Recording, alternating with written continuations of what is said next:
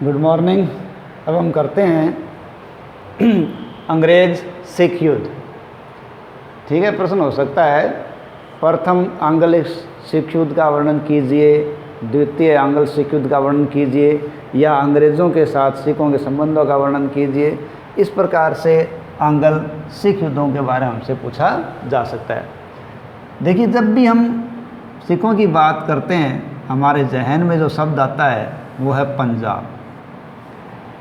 पंजाब के प्रमुख सिख शासकों की बात की जाए तो सबसे पहला नाम आता है महाराजा रणजीत सिंह।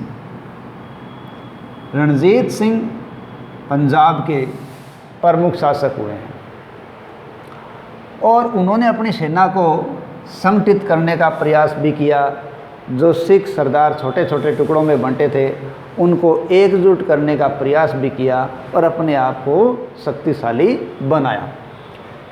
उनका इरादा था कि सतलज नदी है उसके पूर्वी के प्रदेश, यानी सतलज नदी के पूर्व दिशा के अंदर जो क्षेत्र हैं उन पर कब्जा किया जाए। लेकिन सतलज नदी के जो पूर्वी क्षेत्र थे वो अंग्रेज़ अपने अधिकार क्षेत्र में लेना चाहते थे। इसलिए अंग्रेज़ आफ्टर लोनी ने एक घोषणा की कि जो भी शासक सतलज नदी के पूर्वी प्रदेशों पर आक्रमण करेगा उनका जवाब सैनिक कार्रवाई से दिया जाएगा। ये सीधी सीधी चेतावनी एक प्रकार से महाराजा रणजीत सिंह के लिए थी, लेकिन उन्होंने फिर भी इसकी तरफ ध्यान नहीं दिया और सतलज नदी के पूर्वी क्षेत्रों पर आक्रमण कर दिया। लेकिन ये जो आक्रमण हुआ, ठीक है, इस आक्रमण के अंदर रणजीत सिंह की हार हो गई और रणजीत सिंह जब हार गए तो उन्हें हारने पर एक संधि करनी पड़ी और वो संधि थी अमृतसर की संधि। ठीक है, तो ये महाराजा रणजीत सिंह और किसके बीच होती है? चार्ल्स मेटकॉफ, इनके बीच ये संधि होती है। ये संधि 25 अप्रैल 1809 को होती है। तो इस प्रकार सतलज के पूर्वी क्षेत्रों पर आक्रमण करने को लेकर रणजीत सिंह का अंग्रेज़ों से मुकाबला होता है। इसमें रणजीत सिंह की हार होती है और उन्हें अमृतसर की संधि करनी पड़ती है जो 25 अप्रैल 1809 को होती है। इस संधि की शर्त होती है कि रणजीत सिंह सतलज नदी के पूर्वी क्षेत्रों से अपना प्रभाव त्याग देगा या वो सतलज नदी की ओर प्रवेश नहीं करेगा। इस प्रकार सतलज नदी की पूर्वी सीमा है वो रणजीत सिंह की अंतिम सीमा हो गई और ये क्षेत्र है वो अंग्रेज़ों के प्रभाव में मान लिया गया।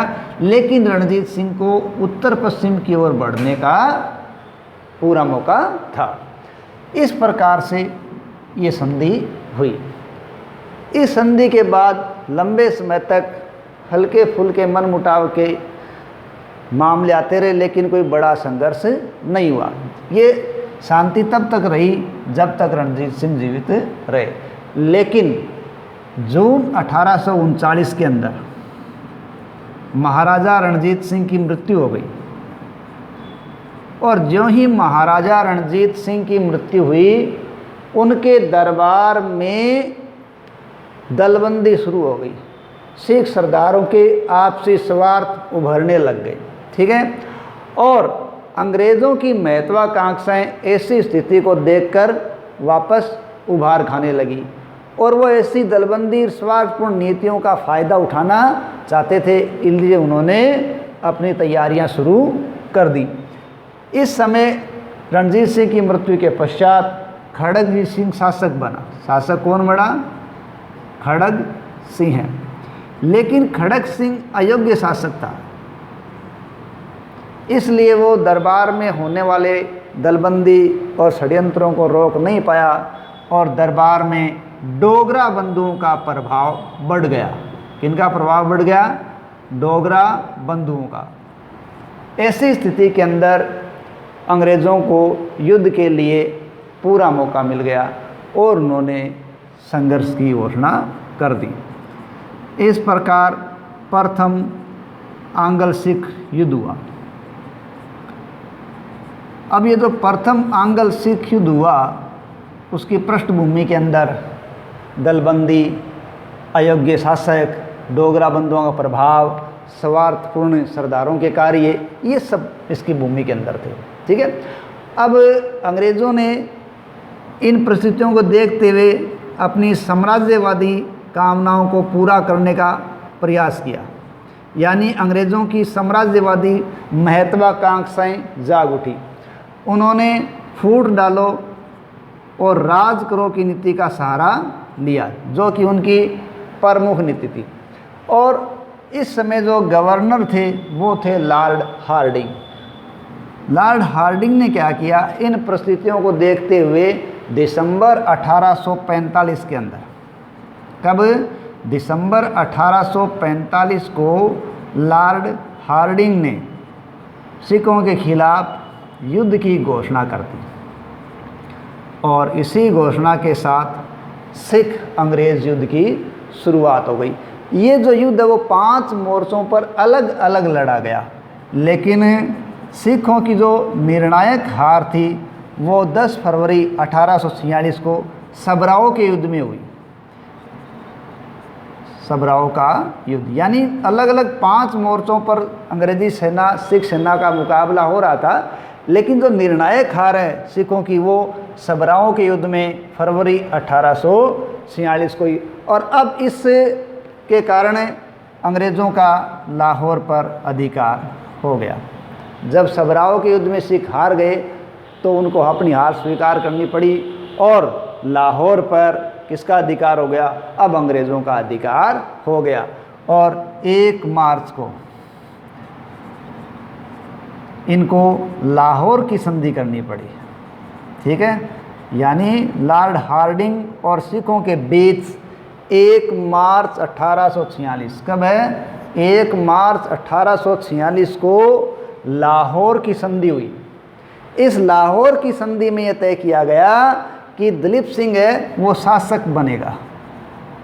कौन बनेगा, दिलीप सिंह शासक बनेगा और रानी जिंदन ये उसकी संरक्षिका बनेगी। दिलीप सिंह को राजा बना दिया गया, रानी जिंदन को उसकी संरक्षिका बना दिया गया। जालंधर दोआब, कौन सा क्षेत्र है, जालंधर दोआब का क्षेत्र अंग्रेज़ों के अधिकार में चला गया। युद्ध का हर्जाना लगभग 1.5 करोड़ रुपये सिखों पर लाद दिया गया तथा सेना है वो सिखों की बिल्कुल सीमित कर दी गई। एक अंग्रेज़ सेना, ठीक है, वो सिखों के दरबार में रहेगी। ये इस संधि के द्वारा तय किया गया। इस प्रकार लाहौर की संधि कुल मिला के सिखों के लिए एक मुश्किल वाली या अपमानजनक संधि थी। लेकिन दिलीप सिंह को शासक बनाने के पश्चात, रानी जिंदन को उसका संरक्षक बनाने के बाद भी लॉर्ड हार्डिंग है वो संतुष्ट नहीं था। वो दिलीप सिंह के वयस्क होने तक अपना प्रभाव सिखों पर बनाए रखना चाहता था। उसने इस उद्देश्य के लिए दिलीप सिंह ने और लॉर्ड हार्डिंग ने एक संधि की। इस संधि को भैरोवाल की संधि कहा गया। दिसंबर 1846 को लॉर्ड हार्डिंग ने सिख साम्राज्य पर अपना प्रभाव बनाए रखने के लिए नई संधि की। ये संधि थी भैरोवाल की संधि। पहली थी 1 मार्च 1846 को लाहौर की संधि, लेकिन इस संधि से लॉर्ड हार्डिंग संतुष्ट नहीं था। वो पंजाब पर अधिकार जमाए रखना चाहता था, इसलिए दिसंबर 1846 में उसने भैरोवाल की संधि की और इस संधि के साथ ही पंजाब के एक भाग के स्वामी अंग्रेज बन गए। इस प्रकार भैरोवाल की संधि से प्रथम आंग्ल सिख युद्ध है वो समाप्त हुआ। लेकिन अभी भी विवाद है वो ख़त्म नहीं हुए थे। क्यों? क्योंकि द्वितीय युद्ध की पृष्ठभूमि इन्हीं प्रक्रियाओं के अंदर तैयार हो रही थी। तो अब है द्वितीय आंग्ल सिख युद्ध। तो दूसरा अंग्रेज सिख युद्ध क्यों हुआ? देखिए, कुछ कारण अपन पहले जो संधि होती है उसमें देख चुके होते हैं। कैसे? जैसे दिलीप सिंह को राजा बनाया गया और रानी जिंदन को उसका संरक्षक बना दिया गया। लेकिन बाद में रानी जिंदन को गिरफ्तार करके कैद खाने में डाल दिया गया। ये सिखों के लिए एक अपमान की बात थी। क्यों कि रानी जिंदन के साथ इस प्रकार का व्यवहार किया गया। दूसरा, यहाँ सिखों में अंग्रेज़ों ने जो सुधार किए, वो सुधार सिख सरदारों को किसी भी तरीके से संतुष्ट नहीं कर सके, बल्कि इन सुधारों से सिख है वो अंग्रेज़ों से और ज़्यादा नाराज़ हो गए थे। अब जो लाहौर में एक सेना रखी गई थी अंग्रेज़ों में, वो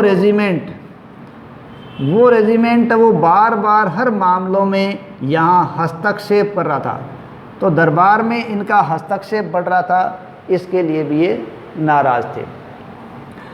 इसी प्रकार जो सैनिक फौज से निकाल दिए गए थे या जो फौज से मुक्त हो चुके थे, वो सैनिक भी असंतुष्ट थे।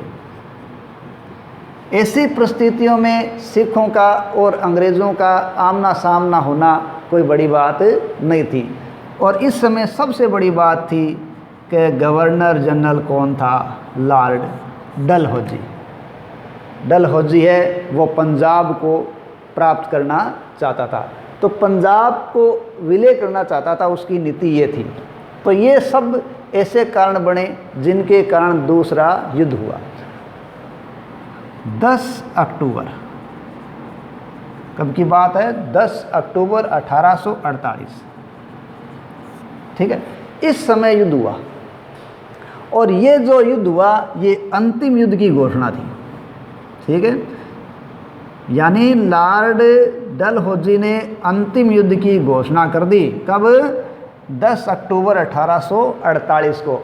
और इसी घोषणा के साथ ही मार्च 1849 में अलग अलग मोर्चों पर युद्ध शुरू हो गया। किसी एक मोर्चे पर युद्ध नहीं हुआ, बल्कि पहले जैसे संघर्ष में 5 अलग अलग जगह लड़ा गया था, उसी प्रकार ये युद्ध भी अलग अलग मोर्चों पर लड़ा गया, ठीक है। और इस युद्ध के अंदर कई सिख सरदार थे जो अलग अलग क्षेत्रों में हार चुके थे, जैसे शेर सिंह, छत्तर सिंह, मूलराज। ये अलग अलग स्थानों पर सिखों के सहयोग से लड़ रहे थे या सिखों के पक्ष में लड़ रहे थे, लेकिन ये कहीं जीत नहीं पाए और ये हारते गए और हारने के बाद अंग्रेज़ों के समक्ष समर्पण करते गए। इस प्रकार अंग्रेज़ों का प्रभाव बढ़ता गया और सिख सरदारों का आपसी द्वेष गठबंधन सामने आती गई और अंत में इन सब को हराकर लॉर्ड डलहौजी ने 29 मार्च, ठीक है, 29 मार्च 1849 को पंजाब पर कब्जा कर लिया। इस प्रकार पंजाब है वो 29 मार्च 1849 को अंग्रेजी साम्राज्य में मिला लिया गया और इसी के साथ सिख साम्राज्य का अंत हो गया। धन्यवाद।